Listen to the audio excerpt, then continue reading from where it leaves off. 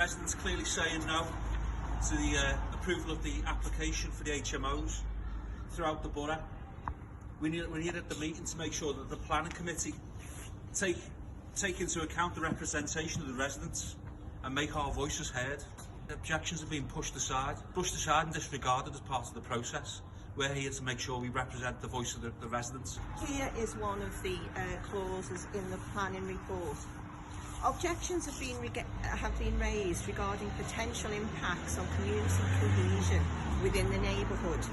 Whilst the concerns are acknowledged, no substantive evidence has been provided to demonstrate that the proposed change would adversely affect community cohesion.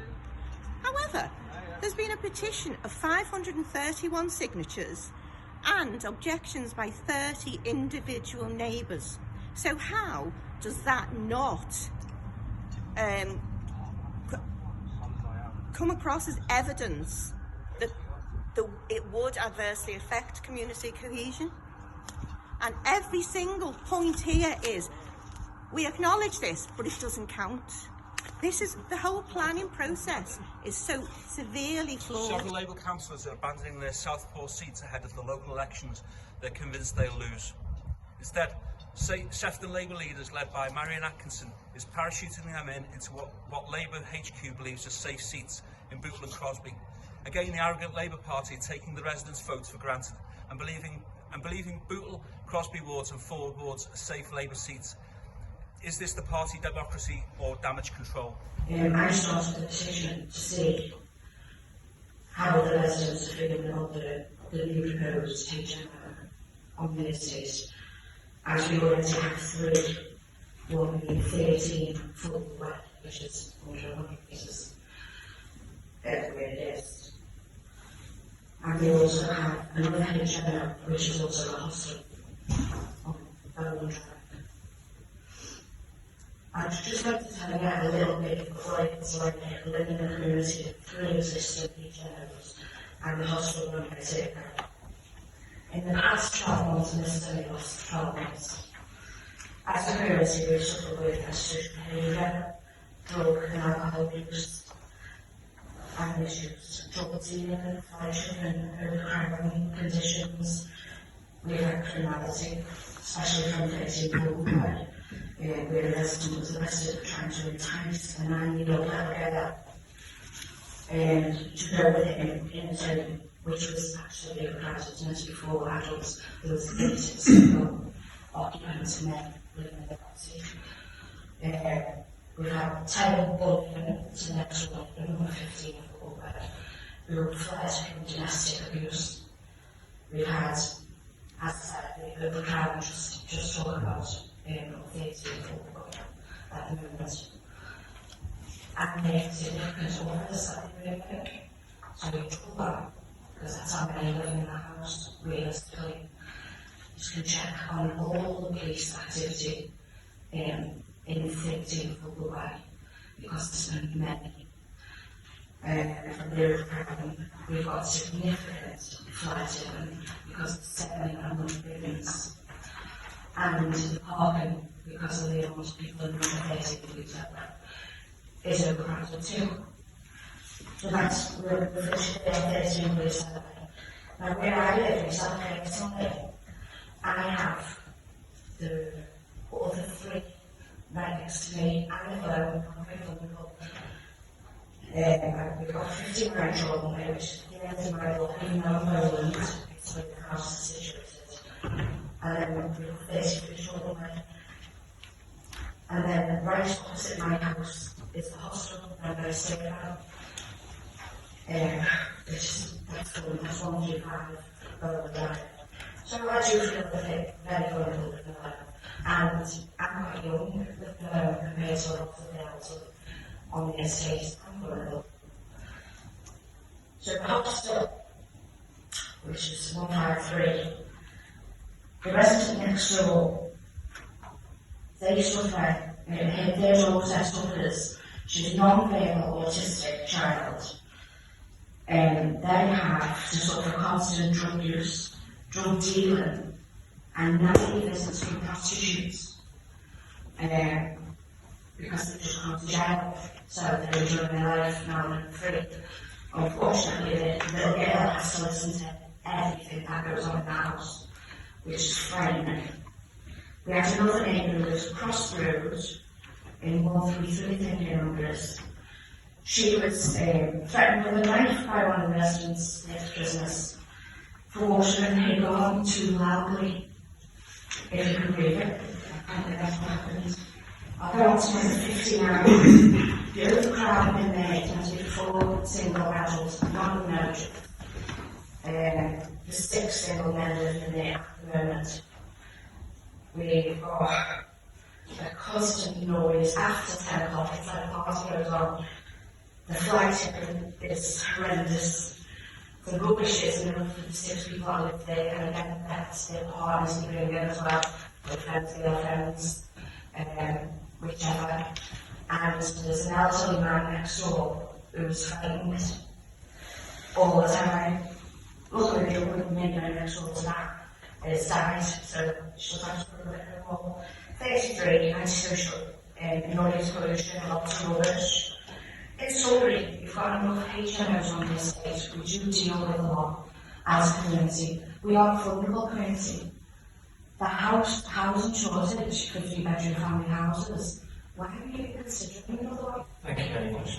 The latest police figures for St Hospital alone in November 2025 is 60 violent and sexual offences, 19 public order offences, 18 criminal damage offences, and 11 antisocial behaviour offences. That's one in St Hospital.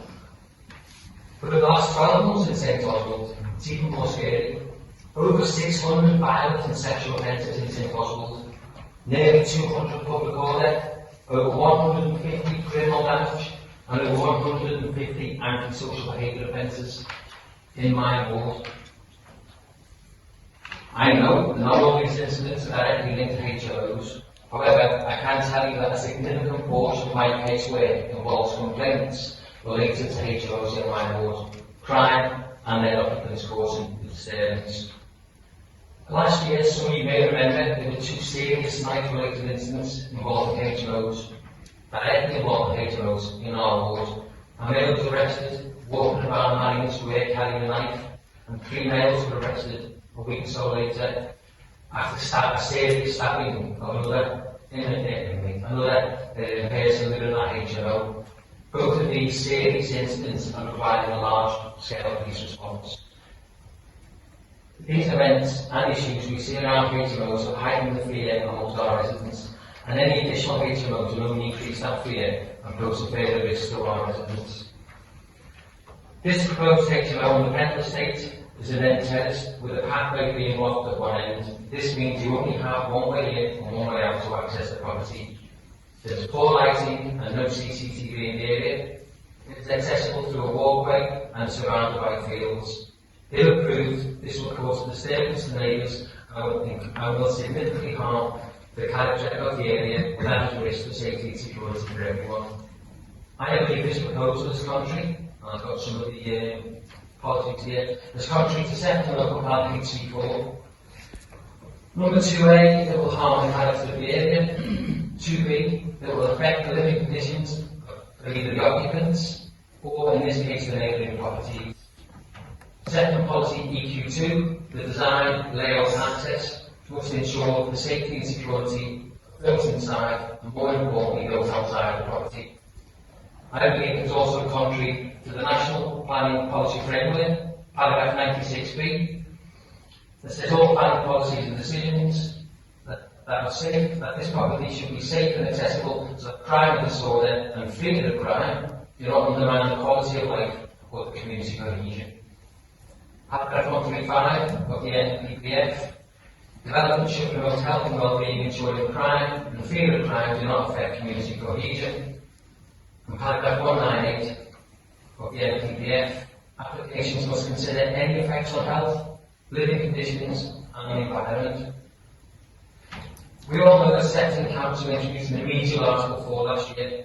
This is to ensure that all HMOs are properly scrutinised by this committee. As elected members, it is our responsibility to protect communities from unsuitable developments. This is not a suitable location for another HMO, and by approving it would increase the crime and the fear of crime and the risk to residents, and will absolutely harm the community cohesion and well-being. My request is that this committee reviews this application. All those in favour of rejecting this application?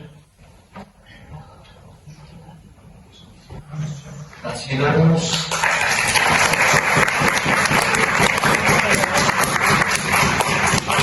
So the planning application for Forward Way went before the planning committee in a meeting this evening at Bootle Town Hall. A good representation from Joe Johnson, the local councillor, and one of the local residents as well, pointing out the risks that come in the risks of the community as well, social cohesion. A good representation was made to the committee. Based on that information that was read out, it was reviewed and a vote was taken. It was actually rejected. So this makes it a set of precedent for us now with the applications for HMOs, which you know are hugely unpopular and devastating for communities. So that sets a precedent going forward. We'll be back to make representations again with the assistance of councillors and residents to make sure that these proposals don't go ahead in the future. And also what came over loud and clear from that meeting was that that report by that planner was very, very seriously flawed. So Councillor Joe Johnson read out a catalogue of incidents of what had happened, police report, and it was horrendous, the number of incidents. And also the resident made clear how horrendous it was living near a hostel and all of these other HMOs, and yet that report had said there were no other HMOs in that vicinity. Now, it was very, very clear that all of those councillors there were absolutely shocked at what had been left out of the report. And this, I think we need to do something with the planning, however they do it. It's very seriously flawed and possibly, I'd say, corrupt, because he left out the very, very important stuff, and he said there's no evidence of safeguarding issues or lack of community cohesion. There was a whole catalogue of them there. Total lies. And good enough, Joe Johnson, Councillor Joe Johnson, unearthed all of that stuff, made it public, and the decision was unanimous to reject that HMO based on the information from Councillor Joe Johnson and from that resident. So well done to them. Brilliant. So the outcome of this meeting is real quantifiable evidence that the work that we've been doing over the past few months with the Residents Association in the Netherton area, it's a real success, and it's a real win for the whole community, and we should learn from that and take that forward. But I think we need to make serious representations about how very seriously flawed that report was, and if that report was so flawed, what about all of the other reports that have waved through the existing HMOs? Are they just as seriously flawed? I think a review of all of those HMOs that have been approved, certainly by that planner at the very least, should be reviewed, and I think that should be put to Sefton Council now, that they need to review how many other flawed reports there are.